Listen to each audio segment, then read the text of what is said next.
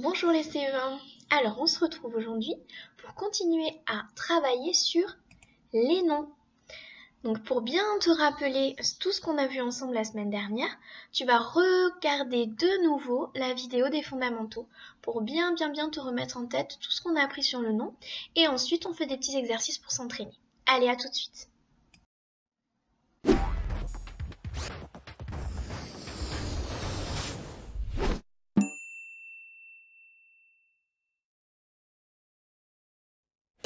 Qui est là? Oh, c'est Amélie et son frère. Oh, attention, le chat il se sauve. Un chat qui va manger dans une pizzeria, ça n'existe pas. Une porte non plus? Attends, c'est un jeu. Il faut trouver le point commun entre la porte, La pizzeria, le chat, Amélie et son frère. mais oui, bien sûr. Quels sont les mots qui désignent les choses, les lieux, les animaux ou les personnes? Ce sont les noms. Les mots qui permettent de nommer le monde qui nous entoure, ce sont les noms. Alors, les mots pizzeria, chat, Amélie et frère sont tous des noms? Oui. Et la mer, les montagnes, les villes, tout a un nom. Tout a un nom, d'accord. Mais comment on reconnaît un nom dans une phrase? Facile. On met souvent un petit mot devant que l'on appelle déterminant. Un chat. Une pizzeria. Des pizzas. Les assiettes. La porte. Les noms sont les mots qui servent à désigner les personnes, les animaux, les lieux et les choses qui nous entourent. La plupart des noms ont un petit mot placé devant eux qu'on appelle déterminant. Et pour Amélie, on ne met pas un petit mot devant? Non, on ne met pas de petits mots devant le nom Amélie car il désigne une personne. Mais on verra ça la prochaine fois.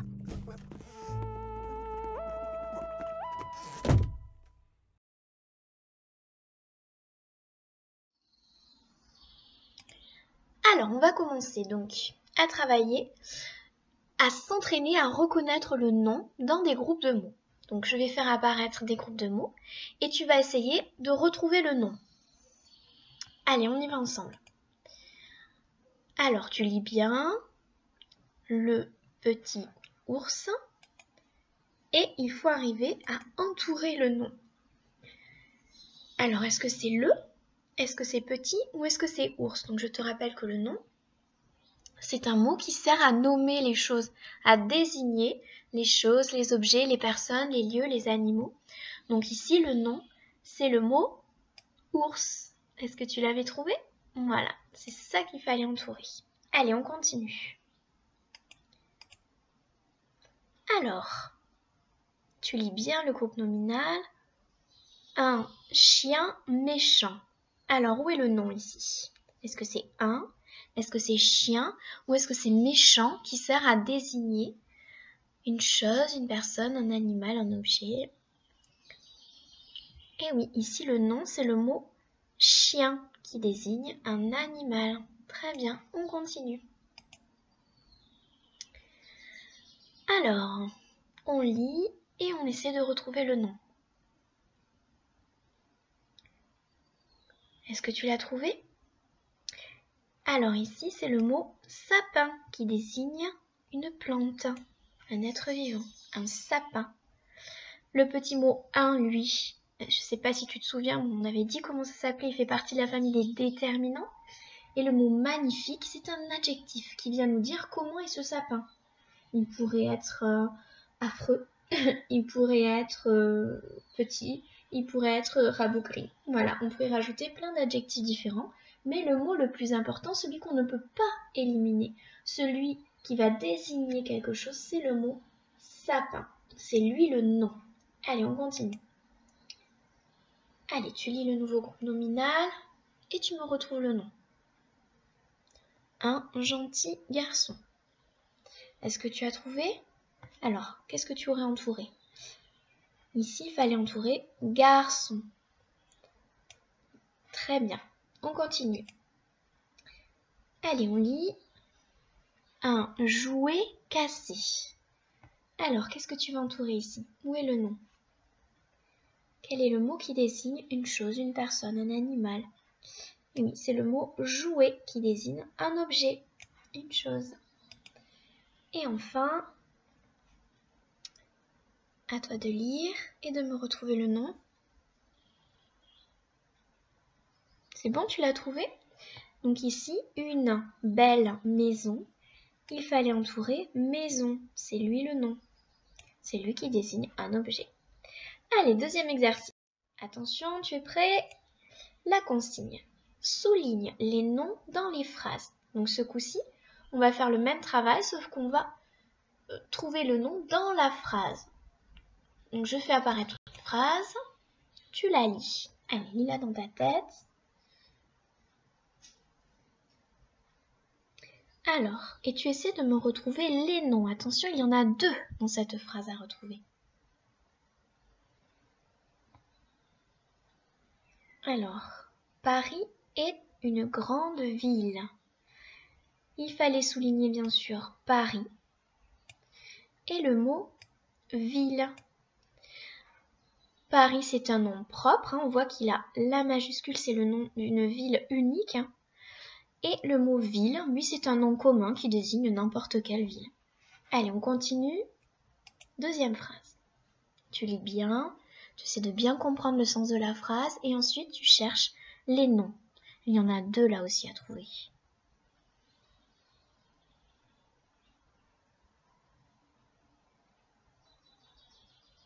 Alors, est-ce que tu les as retrouvés? Donc, dans cette phrase, la chèvre broute dans le pré. Il fallait souligner chèvre, qui désigne un animal, et pré, qui désigne un lieu. Le pré, c'est l'endroit où on installe les animaux pour qu'ils puissent brouter de l'herbe tranquillement. Et le mot broute, qu'est-ce que c'est? Ce n'est pas un nom, c'est quoi? C'est un verbe, on avait appris. Qu'est-ce qu'elle fait la chèvre? Elle broute. Broute, c'est un verbe qui dit quelle action on réalise dans la phrase. Allez, phrase suivante. Tu la lis bien et tu trouves les 2 noms qui s'y cachent.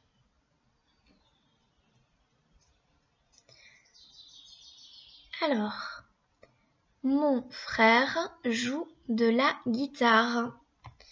Donc, ici, il fallait souligner frère et le mot et le nom guitare. Très bien. On continue. Allez, tu lis bien la phrase, tu retrouves les 2 noms qui s'y cachent.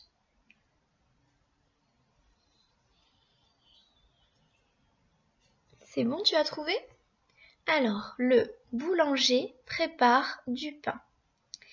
Donc, il fallait souligner boulanger et pain. Alors, ce qui peut t'aider à retrouver les noms, notamment surtout les noms communs, c'est qu'ils sont précédés toujours d'un petit article, d'un petit déterminant. On les voit ici. Donc ça peut t'aider à les repérer. Mais attention, ça ne marche pas à tous les coups. Il faut quand même vérifier que c'est bien un nom. Donc tu vois, on a tous les petits déterminants qui accompagnent les noms. Voilà. Mais par exemple, dans la première phrase, Paris est une grande ville, tu vois, là ça ne marche pas. Parce qu'au milieu, on a grande, on a l'adjectif grande qui vient nous embêter. Mais bon, c'est vrai que ça peut être un indice. Alors maintenant, avant de passer aux exercices suivants, je vais te laisser regarder une autre vidéo, celle qui parlait des noms propres et des noms communs, pour bien se rappeler ce que ça signifie. Et ensuite, on se retrouve pour des nouveaux exercices. À tout de suite.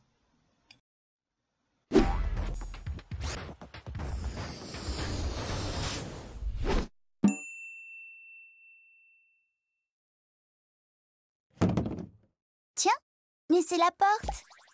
Ah, qui est là? Personne? Amélie! Je sais! Ces mots sont des noms. Et on ne met pas de petits mots devant Amélie parce que c'est une personne. Mais Amélie s'écrit toujours avec un A majuscule. Le jeu, c'est de chercher les noms qui prennent une majuscule et ceux qui peuvent être accompagnés d'un déterminant. Le chat, Le frère d'Amélie. il s'appelle Amélo. C'est bizarre comme nom. C'est parce que ce sont des extraterrestres. Tu vois, son nom prend une majuscule. Parce que c'est une personne unique. Amélie, Amélo, quel méli-mélo. Oh! Oh! Ils nous font une colère. Un nuage. C'est facile. Rappelle-toi, on a vu ça la dernière fois. Tout a un nom. Les choses, les animaux, les personnes, même les émotions comme la colère ou la joie. Les semaines, les mois, les lieux ou les fêtes. Paris, Noël. Mais il y a 2 sortes de noms.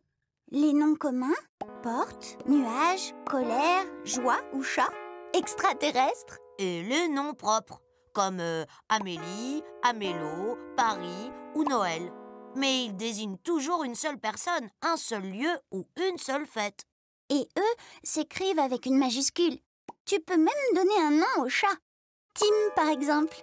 Alors qu'on peut mettre un déterminant devant un nom commun comme le, la ou un. Les noms propres désignent des personnes, des fêtes et des lieux uniques. Quand on les écrit, on met toujours une majuscule à la première lettre. Les noms communs sont presque toujours accompagnés d'un déterminant. Trop facile. Tim, c'est un nom propre. Et un chat, c'est un nom commun. Mais on ne sait pas si ce chat est un mâle ou une femelle. Si c'est une femelle, alors c'est une chatte. Oui, mais on voit ça la prochaine fois parce que là, on n'a plus le temps.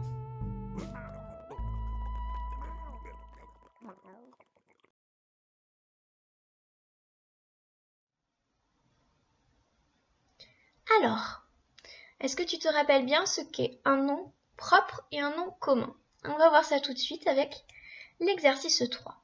Donc, il va falloir indiquer pour chaque mot souligné si c'est un nom commun ou un nom propre. Donc, je vais faire apparaître une phrase dans laquelle j'ai souligné un mot. C'est un nom, ça c'est sûr, mais à toi de me dire si c'est un nom commun ou un nom propre.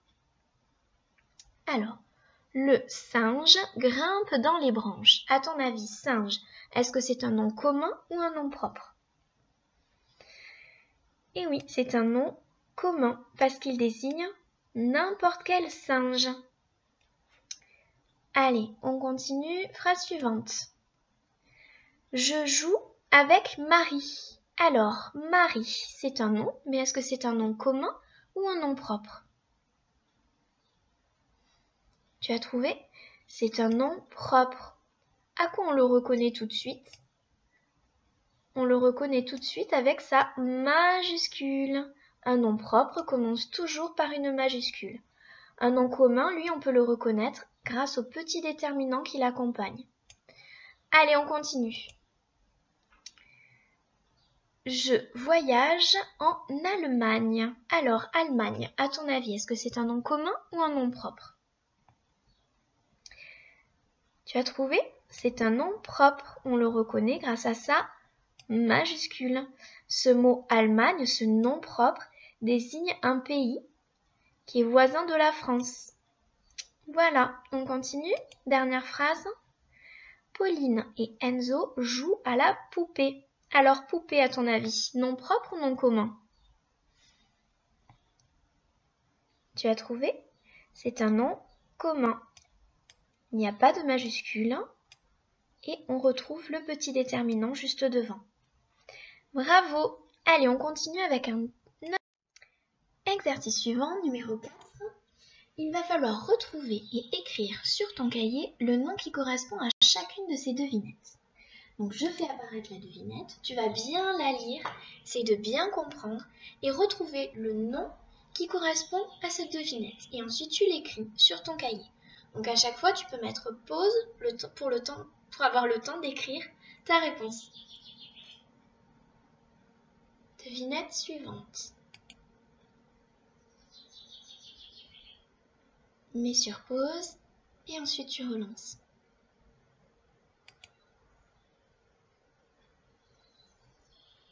Dernière devinette. Tu peux mettre sur pause et ensuite tu relances la vidéo. Allez, on corrige ensemble. Première devinette. C'est un fruit jaune et acide. Alors, qu'est-ce que tu as écrit? La réponse était citron. Deuxième devinette, c'est un ustensile de cuisine qui coupe. Aïe aïe aïe, attention les doigts, c'est un couteau. Troisième devinette, c'est la pièce de la maison où tu dors. Alors, tu ne dors pas dans le garage, j'espère. Attention, une chambre. Eh oui, c'est une personne qui apporte le courrier. Alors, qui est-ce qui apporte ton courrier dans ta boîte aux lettres? C'est le facteur. Bravo. Allez, on se retrouve pour le dernier exercice.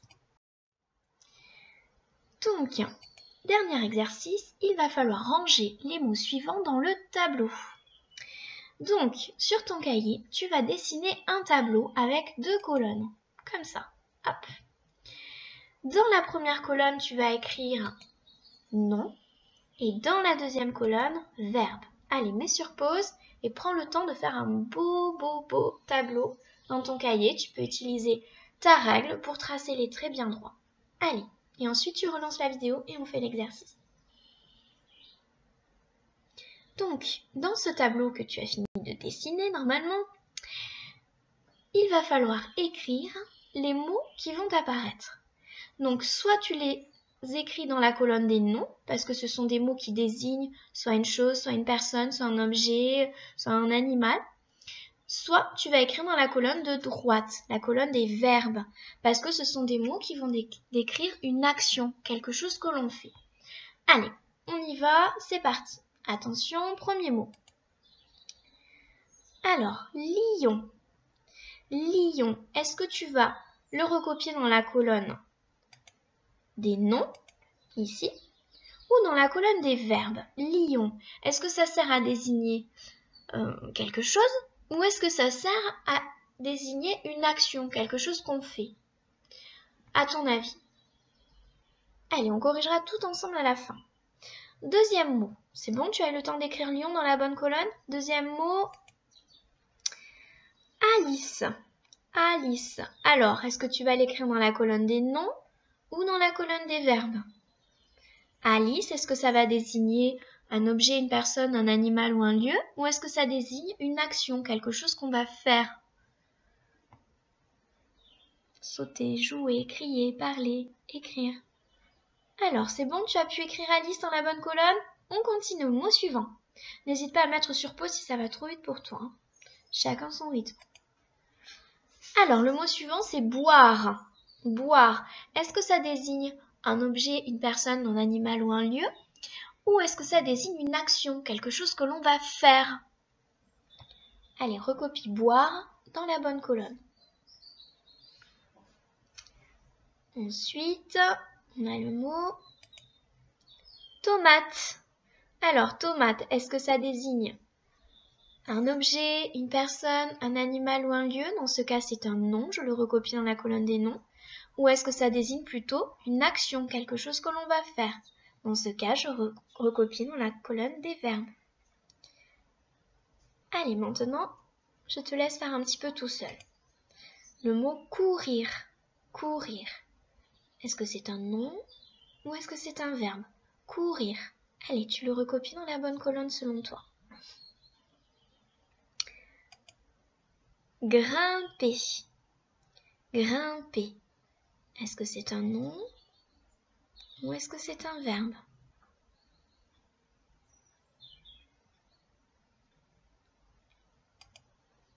Italie. Italie. C'est un pays, ça, l'Italie. Alors, est-ce que c'est un nom ou est-ce que c'est un verbe? Italie. Tu le recopies dans la bonne colonne. Table.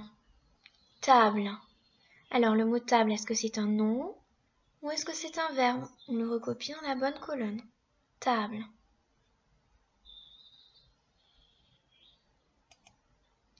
Lire. Lire. Alors, est-ce que c'est un nom? Est-ce que ça désigne un objet, une personne, un animal? Ou est-ce que lire, c'est une action, quelque chose que l'on fait? Danser. Danser. Dernier mot. Alors, où est-ce que tu vas l'écrire? Est-ce que c'est un nom? Est-ce que c'est un verbe? Tu le recopies dans la bonne colonne. Et ensuite, on corrige ensemble. Alors, on y va. Premier mot, lion. Lion, c'est un nom, bien sûr, ça désigne un animal. Ensuite, on avait Alice. C'est un nom aussi, c'est même un nom propre. Tu vois sa belle majuscule. Hein, c'est un prénom qui sert à désigner certaines personnes qui s'appellent Alice. Boire. Boire, c'est un verbe. Hein. Boire, c'est une action. C'est quelque chose que je fais. Tomate. Tomate, ça, c'est un objet. Hein. C'est quelque chose qui est désigné par le mot tomate, le nom tomate. Courir. Courir, ça, c'est un verbe. C'est une action. Hein. C'est quelque chose que je fais. Comme grimper. Pareil, grimper, c'est une action. C'est un verbe. Ça ne désigne pas un objet ou un animal. Italie. Italie, c'est un nom. Et c'est même un nom propre. On voit sa belle majuscule. Et table aussi, ça désigne un objet. Donc c'est un nom. Par contre, lire, c'est une action. C'est quelque chose que je fais. D'ailleurs, que la maîtresse adore faire. Et danser, c'est pareil. Et voilà, nous avons fini. Bravo, tu as bien travaillé. J'espère que maintenant tu as bien compris ce que sont les noms et à quoi ils servent et comment les reconnaître. C'est très important de savoir ça. Donc maintenant, tu connais deux grandes familles de mots, les noms et les verbes.